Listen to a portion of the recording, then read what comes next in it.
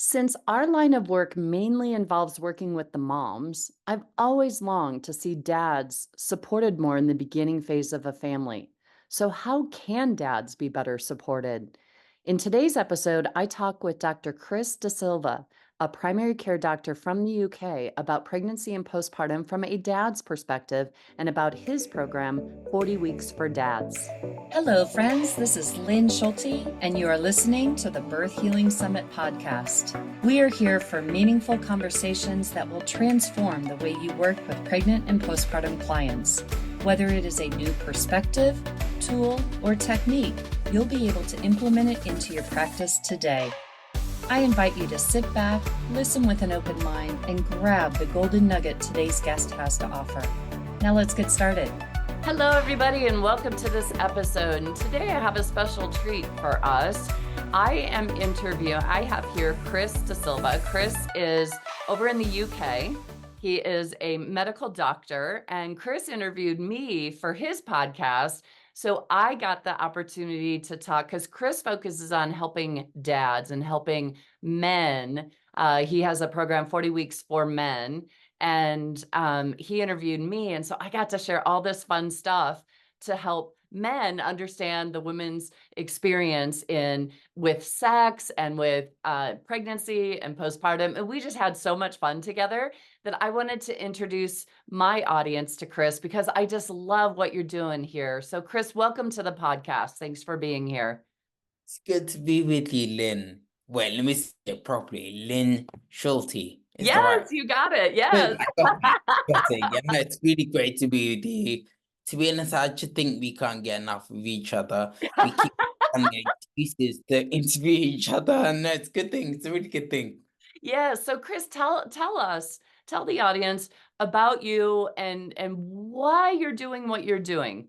Sure.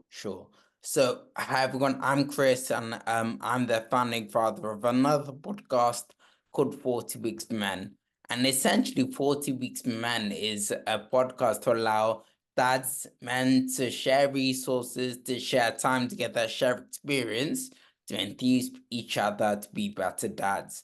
So, like, being a dad is full of lots of different worries, from not being a dad in the physical sense, from miscarriage to trying to think about leaving a legacy and finances and all these things. So like there's so many different things that dads hold.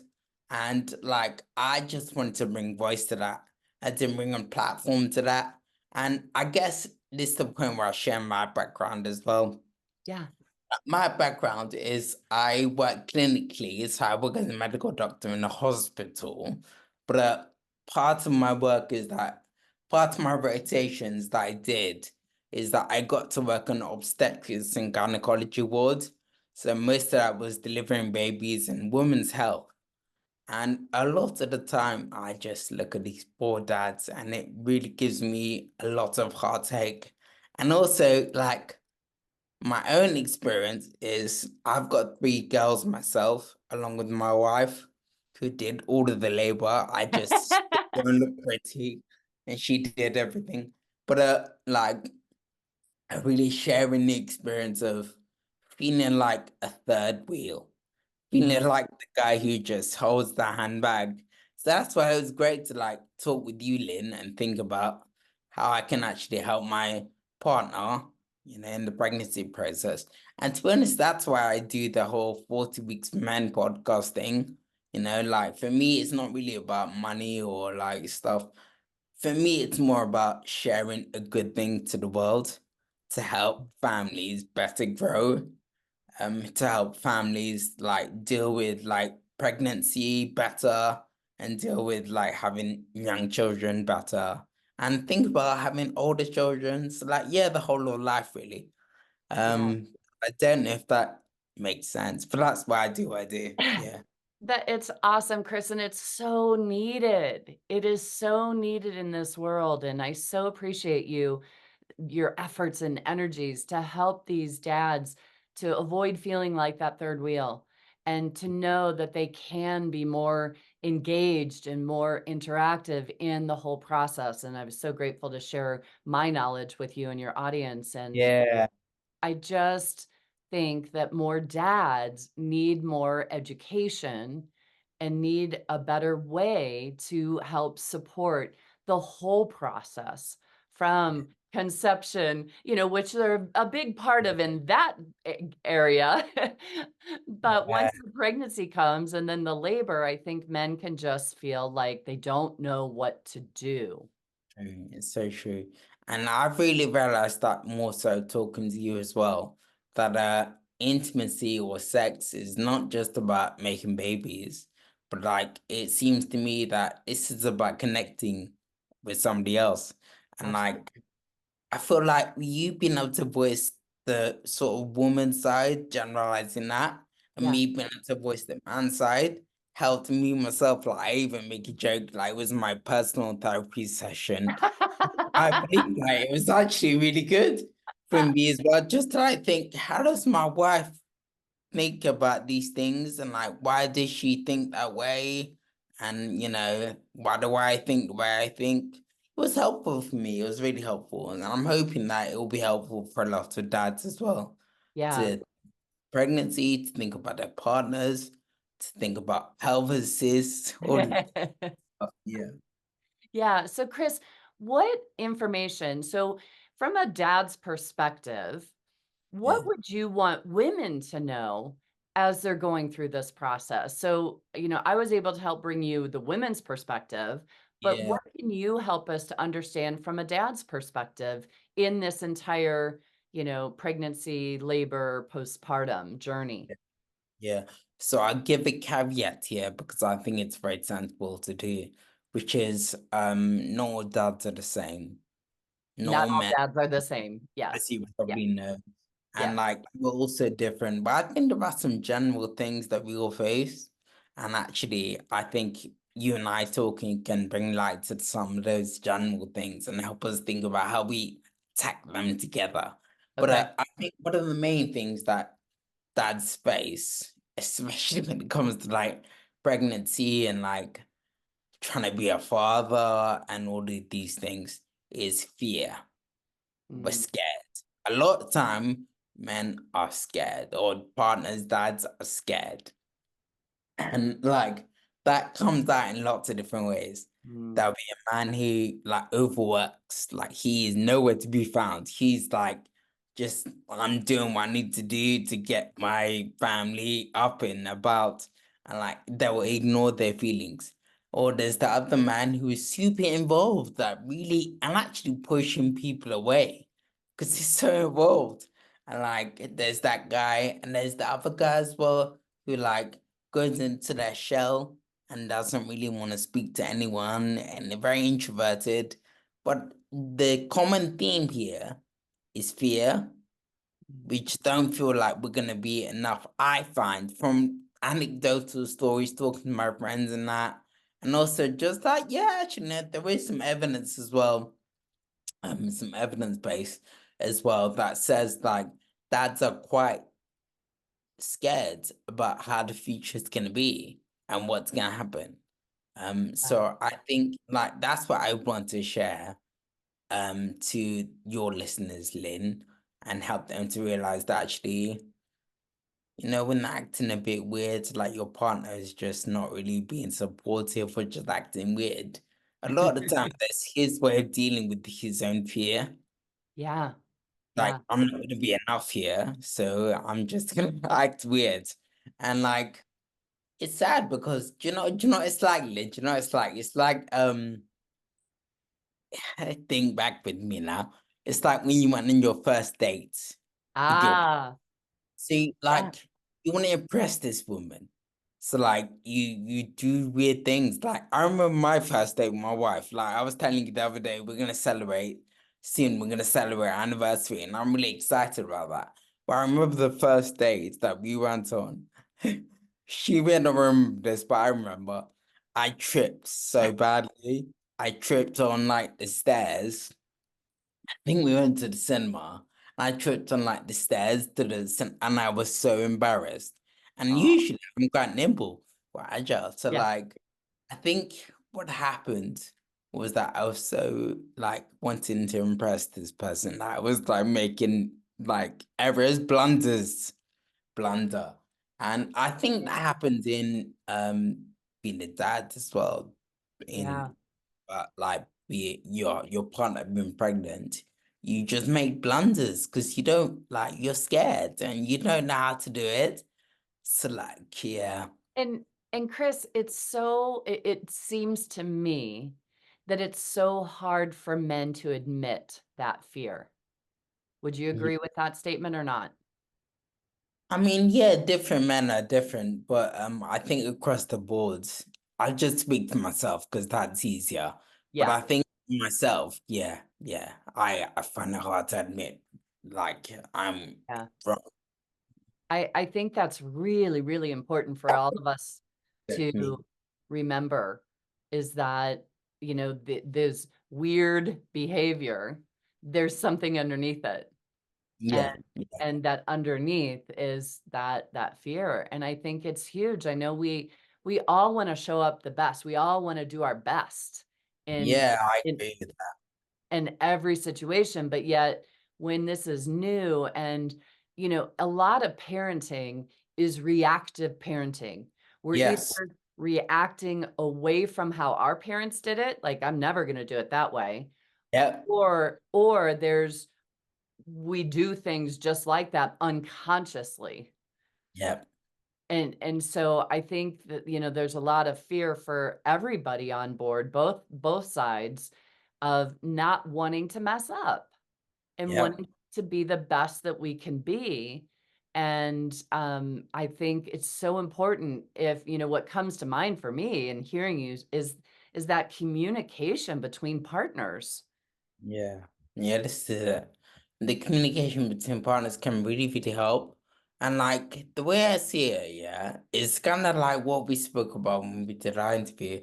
But the way I see it is like the way I learned how to be a medical doctor, for example, with practice. I could practice communicating, practice doing Mhm. saying hard questions that were difficult to like Yeah, I can ask people now about their sexual history, for example. It's yeah, embarrassing. Like, why do you not ask them about my periods? For a man, that is embarrassing. You don't yeah, want to, but I can do that now. And not because like I don't care, but because I've practiced so many times yeah. that it's okay now. And like I think that it's why it's good that you and I are talking because we know there's the underlying fear Mhm. of like being a dad or thinking about pregnancy, thinking about newborn coming into the world, there's an underlying fear. You know, to practice your communication, it's a good thing. Yeah, I just need to cough. sure. Don't want to die here. Go on. All right. So, practicing communication is huge for throughout a relationship as well. Chris, what did you, because how old are your kiddos right now? So I've got a 6-year-old, would be 3, and 1-year-old. 1 year old. Okay. So, and you said a would-be 3-year-old. Do you mind Yes, sharing? of course. It's so important for you, Yeah, for I'll people tell to you about know. that. So my wife and I really decided that the best thing for us is to carry our second born through our lives. And Hmm. like a lot of the time, a lot of people they choose not to do that. So if they have like a miscarriage, they have an early death, they try and ignore that thing. But for us, we decided to carry on. So my daughter, my second daughter, she actually passed away when she was very small. So she was like, how old was she? She was 7 months old. Oh, And wow. yeah, she was very small. And she was one of the reasons why I do my podcasts for this whole 40 weeks men thing. Because I was like, well, I really want to help families and other kids grow and like dads be more involved. And like, yeah, her name was Luna. So Luna was a big reason why I actually did that as well. So yeah, she would be 3 years old now, but Okay.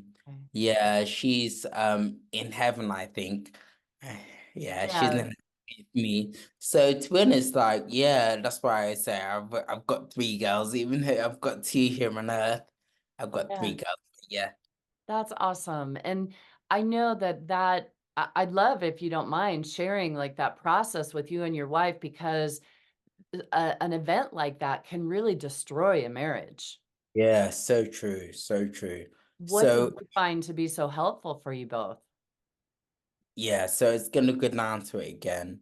And actually, no, there are two things here, I think. So everyone does things differently, but this is what worked for me, Lynn. I'll just be Yeah, honest with yeah, you. Then was what we said, which is communication. yeah, So like communicating about how we feel, communicating about what we want to do in terms of how we want to grieve, um, communicating about how we want to, mention her. Do we want to care about this anymore? Communicating about that. So I don't know, in 5 years' time, I may not be on the same wave that I am now, but I am right now because me and my wife talk about these things all the time. that's So that's awesome. the one thing. And the other thing that really helped me is realizing that actually we all grieve at different times and in different ways. Yes. Being okay with that. So Yep. like every times that like my wife will be in bits. I'm like, be all right, darling. It's okay. Every times that I'm in bits. Yeah. And she's like, you'll be okay. So like realizing that actually we all are on a different journey of grief and Yep. being able to communicate how we manage this together, I really helped us stay together in a tumultuous time. Because really losing a child, like you said, it's not just anecdotal. Losing a child like increases your risk of divorce Yeah. and all these things because like you grow apart. And I think one of the main reasons you grow apart is just me. It's no evidence behind it, it's just me, Yeah. my opinion. But I think one of the reasons that you grow apart is that I think because human beings are so different, Mhm. grieve differently, Yeah. we sometimes feel like this person is not like me. Why should I even bother with this Mhm. person? Yeah. And that creates a wedge and like you further and further apart. So I think that's one of the things that happens. But like I Yeah. say, for my wife and I actually, it was it's sad. It's still sad, but Sure. a blessing because it really helped us learn that we need to be in this together. We're Mhm. different, but that's okay. Yeah. Manage it together. Yeah.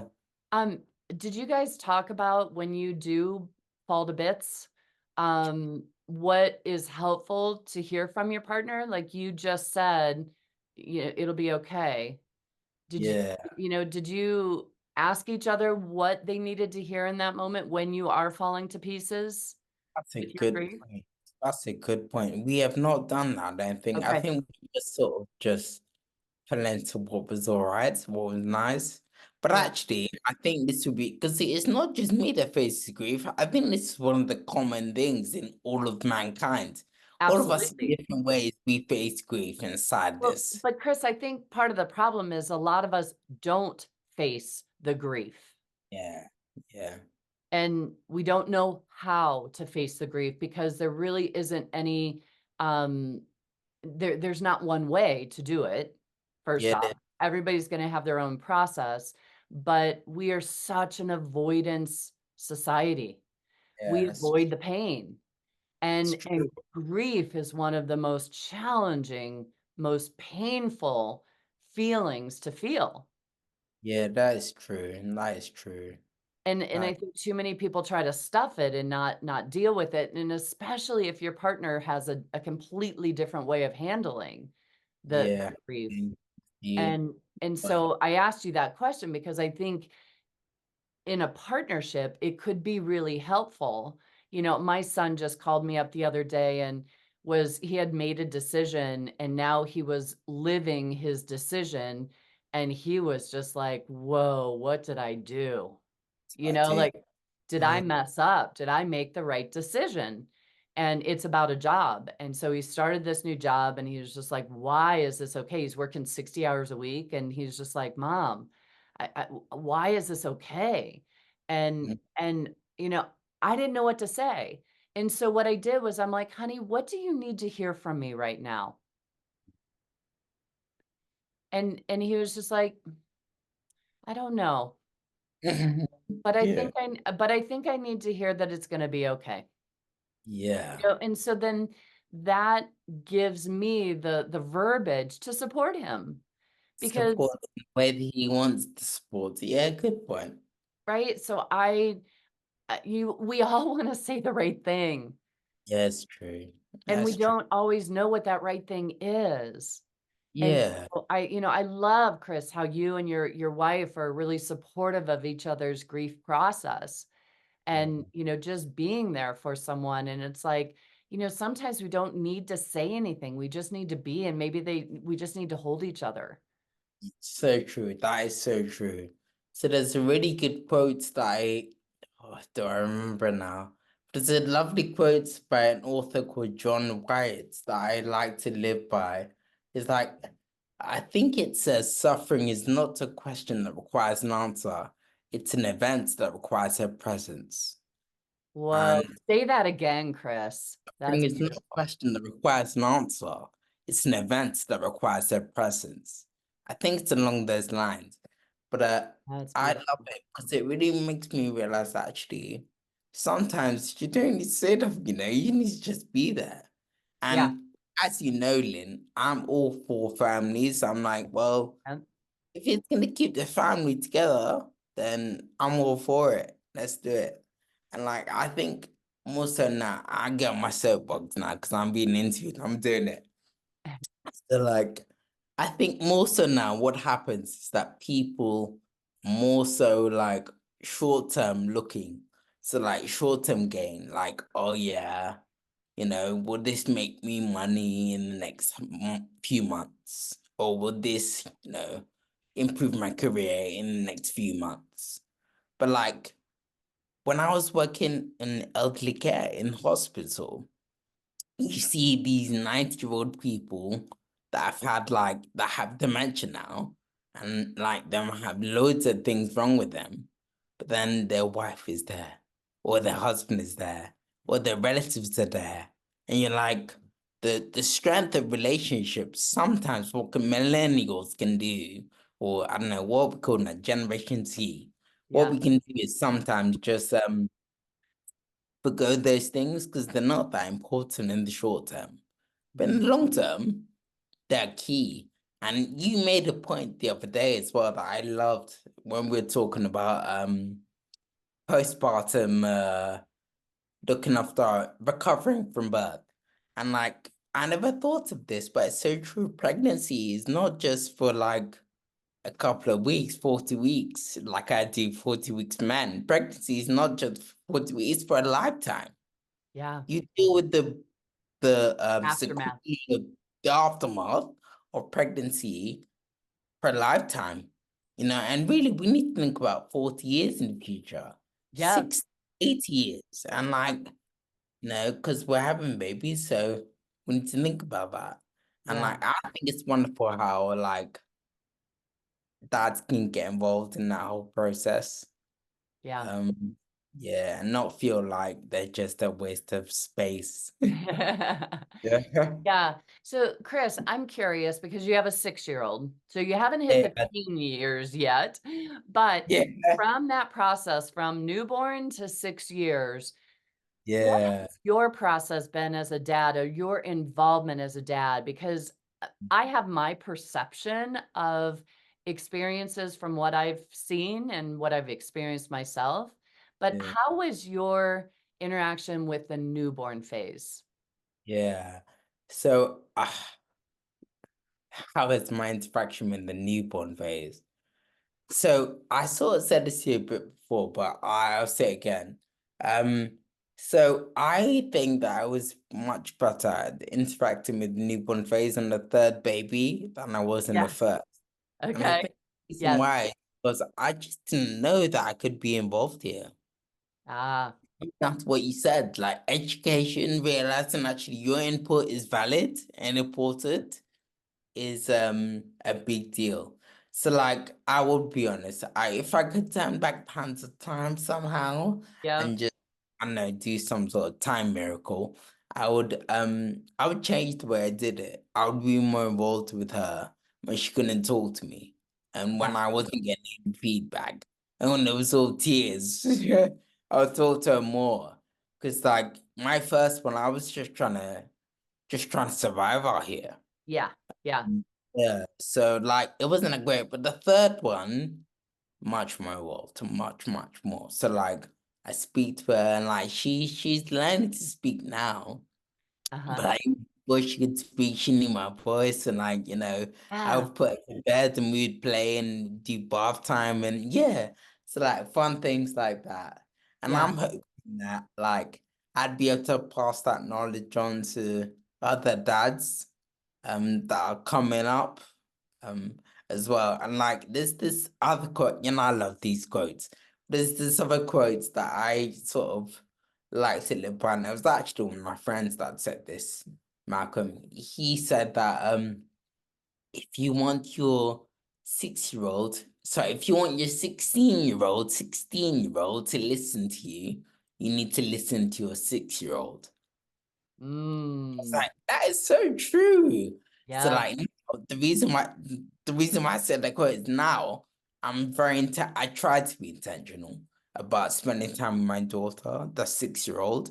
So Yeah. we try and do daddy-daughter conversations where it's just me and her or her Mm. and I, and we just like talk about stuff like what did we talk about the other day? We talked about why Pluto was not a planet anymore and why there's Wow. an 8 planets in the solar system. Why is Pluto no longer a planet? And for the life of me, Lynn, I was like, well, I don't know who makes the like jurisdiction of how you Right. become a planet, but maybe we can Google it. And like she Yeah. didn't Google it. She just like asked Siri. She was like, oh hey Siri, what did she did some sort of okay Google thing. And Uh-huh. like, yeah. And she That's just awesome. asked the phone and somehow the phone told us the answer. But yeah, it's a different world, different world. But Yeah. what I'm trying to say is that I try to be really intentional about spending time with her and talking I and love listening. that. I love that. And what I'm also enjoying is I personally have seen like that newborn phase, dads, especially the first time dads, they don't know how to interact with the baby. They don't know what their role is, right? And I know you and I talked when you were interviewing me about breastfeeding and that Yeah, you were saying that you personally didn't like the breastfeeding because it wasn't something that you could do with, your yeah. baby. And I think you're jealous of your wife and having that closeness and that bond. They were my breasts. Yeah. That's it. That's That's it. the real reason there. Yeah. And when mamas are breastfeeding, man, those they don't want anybody else messing around with those breasts because they're just No so one else. overworked with that. Yeah. So yeah, but I think helping dads to understand that there is a connection that they can have with that baby, even though the baby is not as interactive in that early phase. But just, I love social media and just some of the reels that you see. A dad was like, "Mwah," and then the baby like gave him a kiss back, and this is a Yeah, tiny, tiny baby too. And just that mirroring of expressions is a great way for dads to interact with their babies. But yeah, I think that dads don't realize the importance of that. And yeah. like you said, the importance of just spending time individually with each kid really sets them up for that self-esteem and that sense of ownership of who they are. Like, I'm important. Dad's spending time with me. I'm important. You know why I think it's hard for us dads? Well, this is generalizing, but the reason I think it's hard is because we don't have feedback like Yes. sometimes like the mom does. Like from very early on, my wife, like the mom comes into the room, my baby smiles. Uh, Early on, very early on. yeah. It's like, that's where I get my food. My it's like, and like, my comforts. This is Yeah. like where I get my love. Like, I'll be very honest, like my first one, the 6-year-old, I didn't really start getting feedback back from her that I love you, daddy, until like 2, 3 years old. Yeah. Eh, older. like like it's scary because you're fearful, you don't know what you're doing, and Right. then you got to deal and you got to manage your own emotions and deal with like these kids and Yeah. deal with your partner. It's like a challenge, I think, for a lot of men. And like I think we want to do, right? Obviously we do, but Yeah. I think it's hard. It's hard, especially when you're not getting the feedback that you would like. So like let's just give another crude example. Like, okay, so like jobs, if you go to work at the end of the month, you get paid. Right. And okay, there was a hard month, but I got paid for it. And there's Right. the feedback, and it's like, well, that sort of allows or makes it easier to go and do the job, to wake up Yeah. in the morning and go into work. Yeah. Like, well, I'm gonna get paid at the end of the month, so I'll do it. And like, I find that when it comes to a newborn, Lynn, you don't really get that as Right. easy.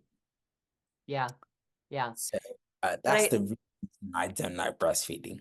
Okay. yeah. Yet, I think understanding that at that age, it's the mirroring of expressions for babies is the Deal. interaction, and that's the reward, right? And Yeah. I think we're looking for something much bigger than what it could Yeah. be in that moment.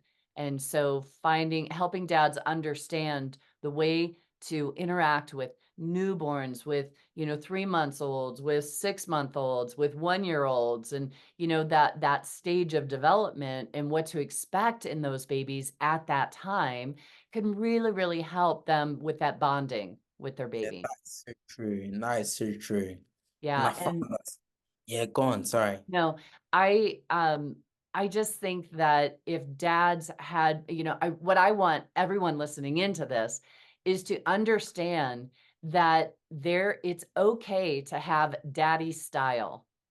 Yeah. That it's okay, that the babies are smart. They'll figure it out. Kids will figure it out, that mommy does it this way, daddy does it this way.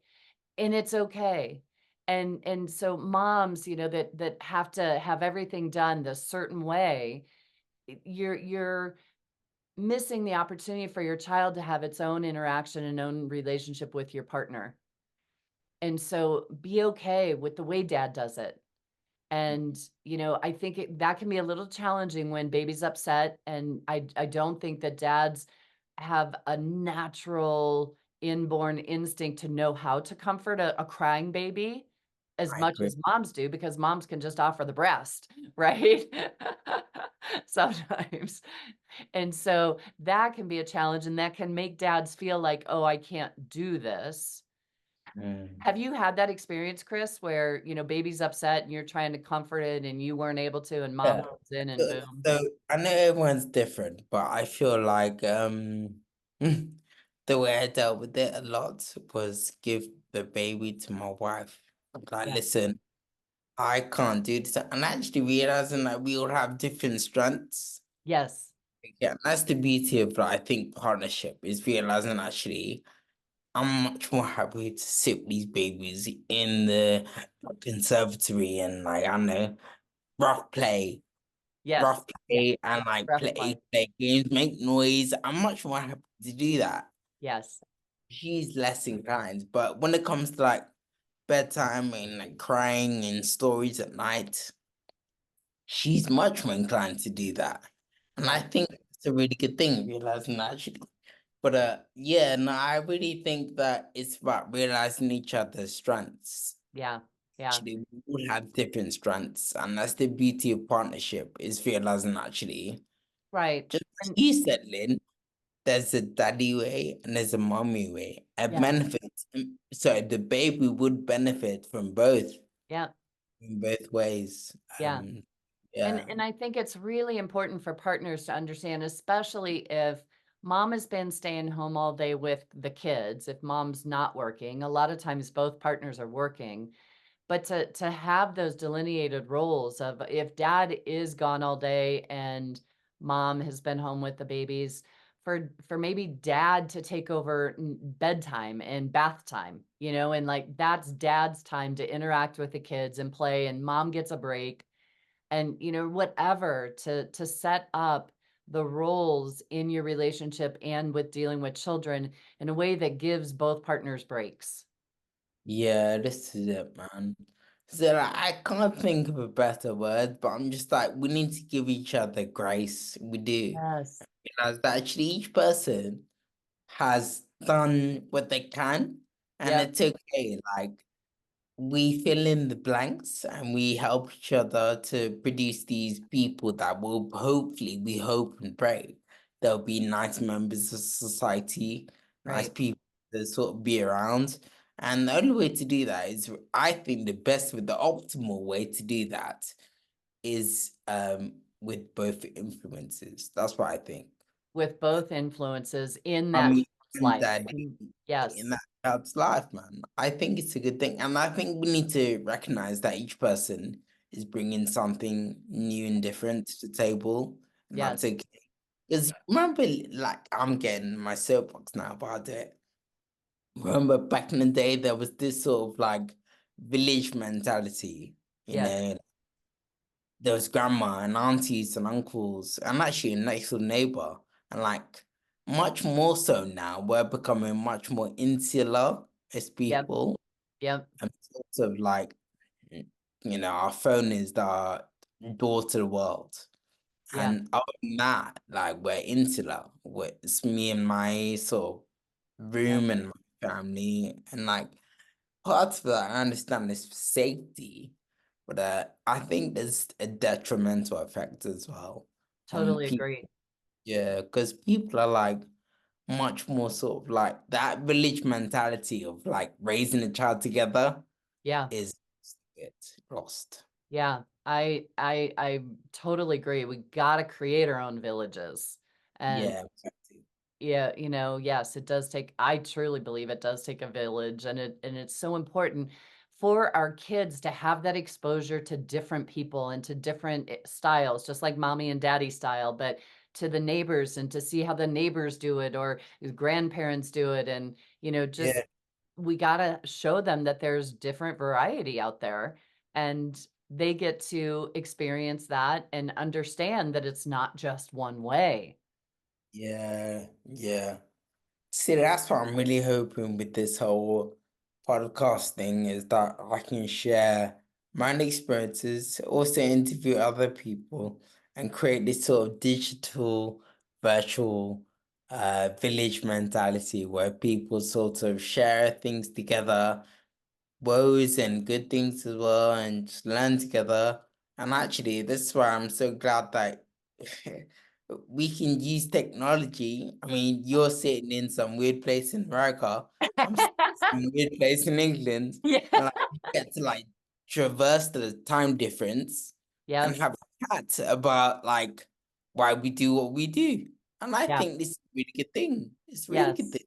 Yes, it is. And like I said, I'm loving some of the TikToks and Instagram posts and reels by dads, and showing dads how to show up in the world and how to interact. I know I saw one where a dad, there were video clips of his ring, the ring video from the front door, and it was showing him coming in from a walk with every single kid.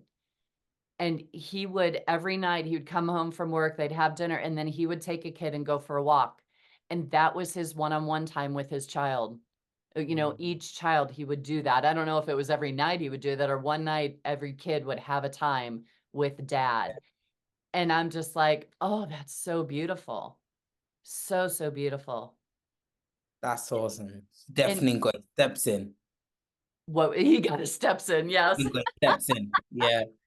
Yes, that's awesome, right? It's double whammy there. Exercise and connection with their And kid. connection, both. Yeah. Yeah. Well, Chris, I learned, I had two boys, and so I read all about boys because I'm a Yeah. woman and I don't know about boys. And so I read a couple of different books about boys. And what I found out is that boys do not interact the same way as girls. Like girls, you can have a face-to-face conversation with them, but boys, you need to be doing something together with them, whether it's throwing the ball or kicking the ball, or for me, the best time, especially in their teenage years, was driving with them because they're side by side, and that's how boys interact best. They don't interact best face to face.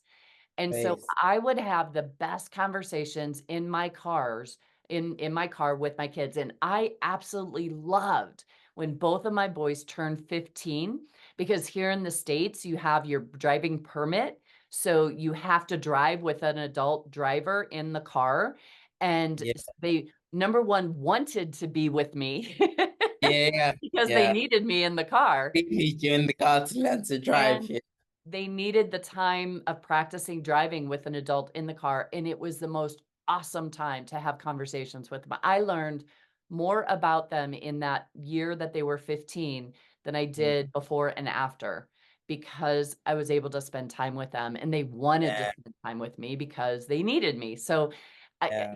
I think we need to figure out, like, really, this whole thing comes down to communication, right? We need to stay connected and communicating with our children, with our partners, and making sure that we are on the same page, even though we do things differently.